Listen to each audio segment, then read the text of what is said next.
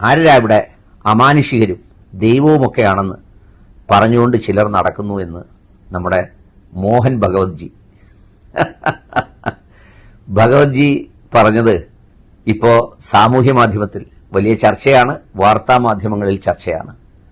ഞാൻ ജൈവിക പ്രക്രിയയല്ലെന്നും ഞാൻ ജൈവികക്കപ്പുറത്തുള്ള ഒരു നിയോഗമായി ഭൂമിയിലേക്ക് ജനിച്ചതാണെന്നും ആപ്കി ബാർ മോഡി സർക്കാർ എന്ന് പറഞ്ഞുകൊണ്ട്, മോഡിക്ക് ഗ്യാരണ്ടി എന്ന് പറഞ്ഞുകൊണ്ട്, ഗ്യാരണ്ടി കാ ഗ്യാരണ്ടി എന്നെല്ലാം പറഞ്ഞുകൊണ്ട് രംഗത്ത് വന്നപ്പോൾ നമ്മുടെ ഭഗവത്ജിയൊക്കെ നമ്മൾ സാധാരണ നാടൻ ഭാഷയിൽ നാട്ടിലൊക്കെ ചോദിക്കുമല്ലോ, ഞങ്ങളൊക്കെ എന്തിനാ പിന്നെ ഇതിനാണോ ഇവിടെ ഇരിക്കുന്നതെന്ന്. അങ്ങനെ പറയാൻ ഒരവസരം കാത്തിരുന്നപ്പോഴാണ് ഈ അടി കിട്ടിയത്. ആ അടിയിൽ ഈ രാജ്യത്തെ ജനാധിപത്യ വിശ്വാസികൾ സന്തോഷിക്കുന്നത് പോലെ തന്നെ മോഹൻ ഭഗവത്ജിയും സന്തോഷിക്കുന്നുണ്ട് എന്നതാണ് ഇപ്പോൾ പുറത്തു വരുന്ന വാർത്തകൾ സൂചിപ്പിക്കുന്നത്. നിഷ്പക്ഷ നിലപാടിൽ അതിനെക്കുറിച്ചാണ് എനിക്ക് പറയാനുള്ളത്.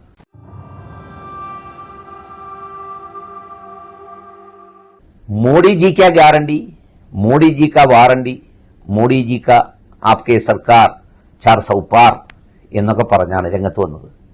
എല്ലാവർക്കും അറിയാവുന്നതുപോലെ സംഘപരിവാറിൽ ഏറ്റവും കൂടുതൽ ഗ്രാസ് റൂട്ട് ലെവൽ പണിയെടുക്കുന്ന ഒരു വിഭാഗത്തിൽപ്പെട്ടതാണ് ഈ RSS എന്ന് പറയുന്നത്. അവർ അവരുടെ ജോലി നിശബ്ദമായി ചെയ്യുന്നുണ്ട്. എന്നാൽ ഈ രണ്ട് മുതലാളിമാരും, ആരൊക്കെ, നമ്മുടെ മോഡിജിയും അമിത്ഷാജിയും, അതിൻ്റെ കൂടെ രണ്ട് മുതലാളിമാരും അദാനിജിയും അംബാനിജിയും എല്ലാം കൂടെ ഒത്തപ്പോഴേക്കും ബാക്കി ചെറിയ ജിമാരെല്ലാം അങ്ങ് താഴെ പോയി. അവിടെയാണ് നമ്മുടെ കേരളത്തിലെ CKP പറഞ്ഞില്ലേ, ഇപ്പം ഈ മുന്നിൽ നിൽക്കുന്നവരൊന്നും യഥാർത്ഥ BJPക്കാരല്ല, അവരൊക്കെ അധികാരം കണ്ടു വന്നതാണ് എന്ന് പറഞ്ഞത് സത്യസന്ധമായൊരു സ്റ്റേറ്റ്മെന്റാണ്. അങ്ങനെ ഒരുപാട് കച്ചവടക്കാർ രംഗത്ത് വന്നു. ഇതിനിടയിലാണ് ഈ പറഞ്ഞ ജൈവികമായ പ്രക്രിയയ്ക്ക് അപ്പുറത്തുള്ള ദൈവികമായ പ്രക്രിയയും നിയോഗവും അവതാരപുരുഷനായി ജനിക്കപ്പെട്ടവരാണ് എന്ന തരത്തിലൊക്കെ ചർച്ച വന്നത്. ആരൊക്കെയോ പറഞ്ഞത്രേ, സാക്ഷാൽ ജഗന്നാഥൻ എന്ന് പറയുന്നത് നമ്മുടെ മോഡിജിയുടെ ഒരു ഭക്തനാണ്.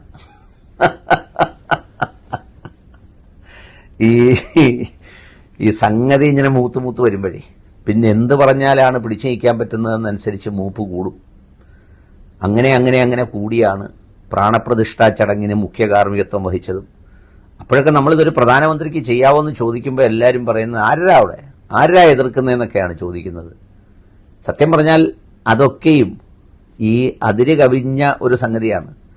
ഒരു ജനാധിപത്യത്തിലെ ഏറ്റവും വലിയ ദൈവങ്ങളെന്ന് പറയുന്നത് ജനങ്ങളാണ്, പൗരന്മാരാണ്. അവർക്കിടയിലാണ്, അവരുടെ പ്രയാസങ്ങൾ അറിയാനാണ്, അവരോടൊപ്പം നിൽക്കുന്നവനാണ് ദൈവദൂതൻ എന്നൊക്കെ പറയുന്നത്. രാഹുൽ കഴിഞ്ഞ കുറേ നാളുകളായി കാണിക്കുന്നത് അങ്ങനെയാണ്. ഒരുപാട് പേര് കളിയാക്കുന്നുണ്ട്, ഇങ്ങനെ വേണോ, അങ്ങനെയാണോ, ഇങ്ങനെയാണോ, പരിഹസിക്കുന്നുണ്ട്, പലരുമൊക്കെ പറയുന്നുണ്ട്. പക്ഷെ അയാളുടെ ഒരു കമ്മിറ്റ്മെന്റ് ഉണ്ടല്ലോ, ആ കമ്മിറ്റ്മെന്റിൽ ഒരു കോംപ്രമൈസും ഇല്ല എന്നതാണ് ഒരു സത്യം. ചിലപ്പോൾ അതിന് റിസൾട്ട് ഉണ്ടാകാൻ ഇത്തിരി സമയമൊക്കെ എടുക്കും. ഇതിപ്പോ ഏണിയും പാമ്പും പോലെയാണ് തിരിച്ചടി. നമ്മൾ ആ കളിയുണ്ടല്ലോ, അതുപോലെ ഇങ്ങനെ മുകളിലേക്ക് കയറി പാമ്പിന്റെ വായിൽ കയറുമ്പോഴത്തേക്ക് പൊത്തോന്ന് താഴെ വീഴും. ആ വീഴ്ചയ്ക്കിടയിലാണ് നമ്മുടെ മോഹൻ ഭഗവത്ജി കഴിഞ്ഞ ദിവസം ചോദിച്ചത്. ആരാണ്ട് ഇവിടെ കാണുന്നു പറയുന്നത് കേട്ടല്ലോ, ദൈവമാണെന്നും അമാനുഷികരാണെന്നും ഏതാണ്ട് അതിനപ്പുറമാണെന്നും ഒക്കെ. സംഗതി എന്തായാലും ഇതൊക്കെ നമ്മൾ ജീവിച്ചിരിക്കുമ്പോൾ തന്നെ കേൾക്കാൻ കഴിഞ്ഞല്ലോ എന്നുള്ളതാണ് ഒരു മഹാഭാഗ്യം. ഞാനൊന്നും സത്യമായും ഓർത്തില്ല നമ്മുടെയൊന്നും ഒരു കാലചക്രത്തിനിടയിൽ ഇങ്ങനെയൊക്കെ കേൾക്കേണ്ടി വരുമെന്ന്. എന്തു ചെയ്യാം, വിധി.